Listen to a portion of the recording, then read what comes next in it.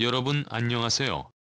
저희는 최신 및 가장 흥미로운 정보가 해외 토픽 속 대한민국을 찾아냅니다. 영상 유익하셨다면 구독과 좋아요, 알림 설정 부탁드리며 댓글로 의견도 남겨주세요. 오늘 준비한 소식은 우리 군이 개발하고 있는 LH 즉 로그 무장회계 개발 소식입니다. LVH는 로봇급 기동회계 LKH와 공격 헬기 KEH를 국산화하기 위한 한국형 헬기 사업 중 공격 헬기 부문으로 출범한 소형 무장 헬기 개발 사업입니다. 이에 레이의 재개발 배경과 논란들 그리고 향후 과제들에 대해 알아보도록 하겠습니다.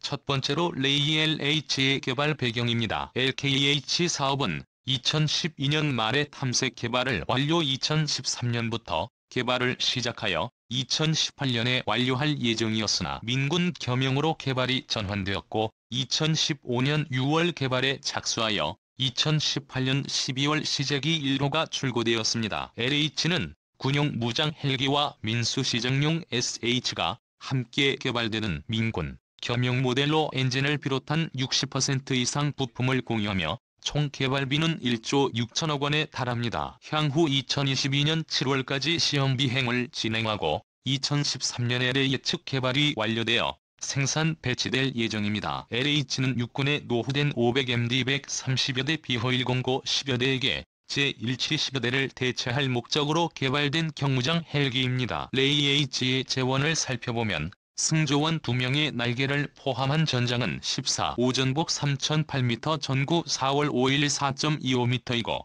최대 이륙 중량은 4009톤입니다. 엔진은 LE11 터보샤프트 엔진 2기가 들어가며 1302마력의 출력을 가지고 있습니다. 특히 엔진은 프랑스의 방산기업 샤프란과 한화테크인이 공동 개발하는 엔진으로 알려져 있으며 레이제 엔진은 한화테크인의 창원 공장에서 생산을 할 예정입니다. 순항속도 228파워, 최고속도 324km/h이며 최대 항속거리는 9입니다.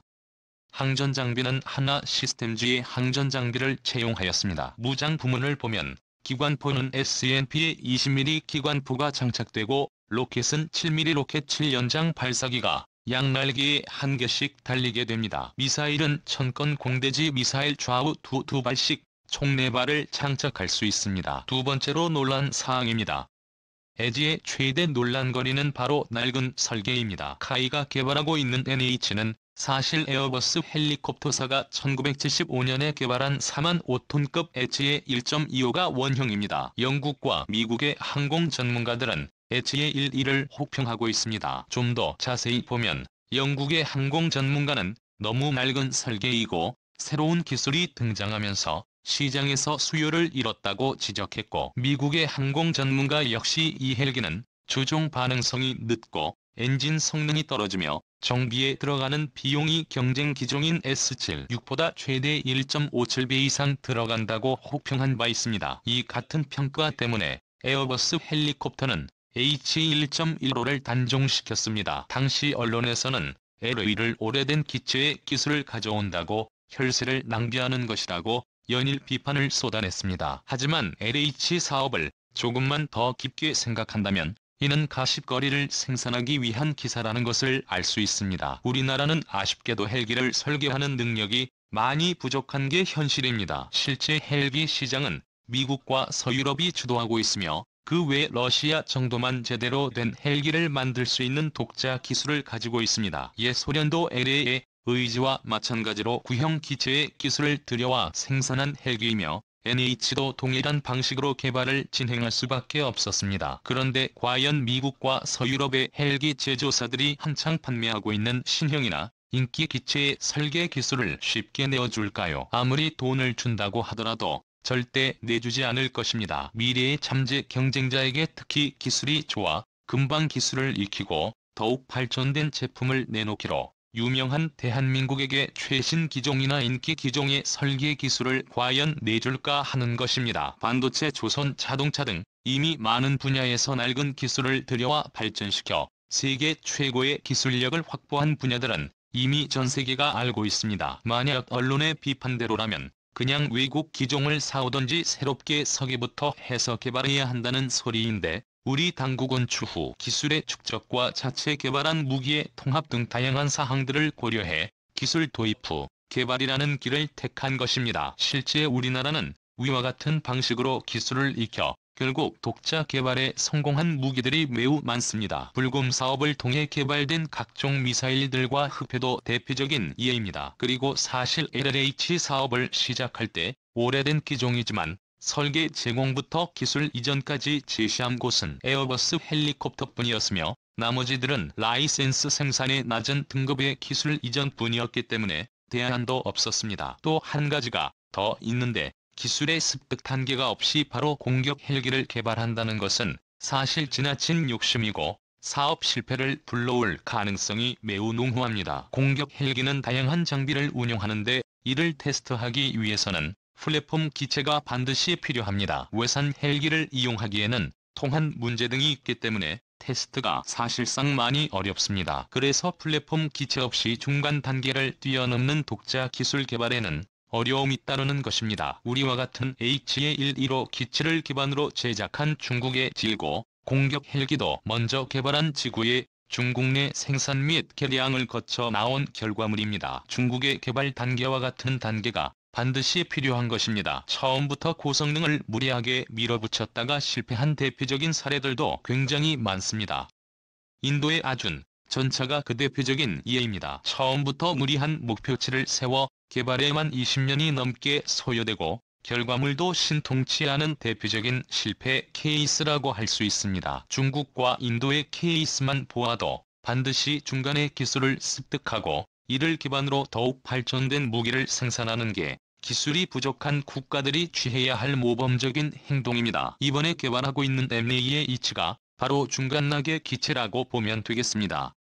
사실 논란거리는 또 있습니다. 엔진 출력도 부족하며 무장 헬기치고 체급이 작고 또한 무장이 적다는 논란입니다. 이는 처음부터 민군 공동으로 개발되었기 때문에 지나친 고출력 엔진은 연비 문제와 이로 인해 항속거리가 줄어드는 단점이 발생합니다. 또 한 가지는 LG의 역할은 대전차 임무와 정찰 임무가 주된 임무인 로그 무장 헬기입니다. 즉 지금의 엔진 성능도 충분한 것인데요. 그 이유는 LH가 무장 능력이나 채공 시간에서 LA의 의지가 대처할 500리를 크게 상회하기 때문에 로봇 근무장 헬기로서는 부족함이 없는 능력을 보입니다. 또한 LVH의 최대 이륙 중량은 4,009톤으로 54톤의 500MD의 3배이며 4.53톤의 H1X보다 오히려 큽니다. 무장이 부족한 측면도 사실은 애초에 대체 대상들이 러크 공격형 헬기이고 아파치와 동급의 공격력을 가지는 헬기를 만드는 사업이 아닙니다. 그래도 앞서 언급한 무장 부분을 다시 한번 보면 코브라 헬기와 동일한 21위 기관포를 장착해 집단성과 파괴력을 높여 고성광은 공대지 미사일은 최소 4발에서 최대 8발까지도 장착할 수 있습니다. 천궁은 유선 잉크를 사용하는 한국이 개발한 신형 공대지 미사일로 8바퀴 전차를 점검해 IRCCD 스커에서 보내온 영상을 통해 정밀 타격이 가능한 최신형 미사일입니다. 게다가 지상고 화력 지원용으로 근거리가 아닌 장거리에서 몸을 숨긴 채 얼마든지 적 있는 건물이나 장소를 정밀 타격할 수 있습니다. 레이치가 배치되면 3에서 4개 편대가 필요한 총 미사일을 12에서 16개입니다. 천검의 목표 명중률과 높은 파괴력으로 대량의 재무장은 그 역할에 굉장히 충실한 무장을 갖추었다고 판단됩니다. 세 번째로 향후 과제입니다. 그래도 완전한 공격 헬기로 제작되는 게 아니기 때문에 부족한 점이 있는 것이 현실입니다. 우선 72로켓인데 현재 우리 군은 71 레이저 유도 로켓을 요구하고 있는 상황입니다. 일부 미궁을 달 것이라는 주장을 하는 경우도 있는데 이는 아직 공식적으로 확인된 바는 없습니다. 하지만 군의 요구사항으로 71위 로켓은 비공이 채택될 가능성이 높아 보입니다. 미국도 우리의 순수 기술로 제작한 최신 유도 로켓으로 미국의 엄격한 테스트를 통과한 고성능의 70mm 유도 로켓입니다. 아마도 미궁이나 비공의 기술을 토대로 일부 개량안에 대해 지용 71 로켓이 장착되지 않을까 생각됩니다. LKH의 생존 부분을 보면 수리온과 비슷한 성능을 가지고 있습니다. 여기서 매우 부족한 측면이 있습니다.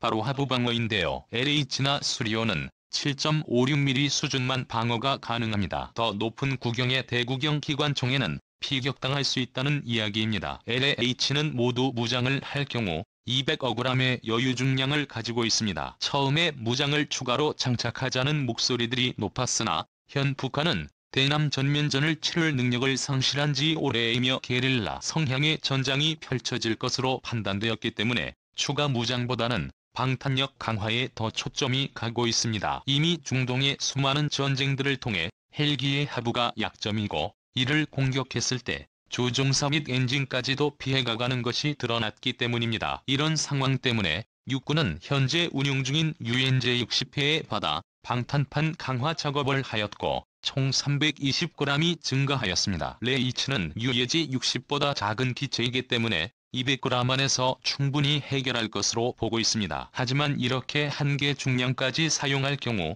기동에 문제가 발생할 수 있기 때문에 군용은 좀 더 강력한 엔진으로 변경하는 계획 또한 필요해 보입니다. 지금까지 언급된 내용들처럼 레이의 입지는 로급격 무장 헬기입니다. 일부 언론들의 지나친 기대와 무책임한 기사들 때문에 NH-사업의 이미지에 데미지를 입었지만 실상은 우리 나름대로 최선의 선택을 한 것으로 보여집니다. 좀 더 부족한 부분은 보완하고 개선한다면 레이의 의지는 충분히 제 역할을 할 것으로 보이며 이를 기반으로 새로운 기술을 적용한 차세대 공격형 헬기가 탄생하지 않을까 하는 생각입니다. 이상이 클립이글이었습니다. 시청해주셔서 감사합니다.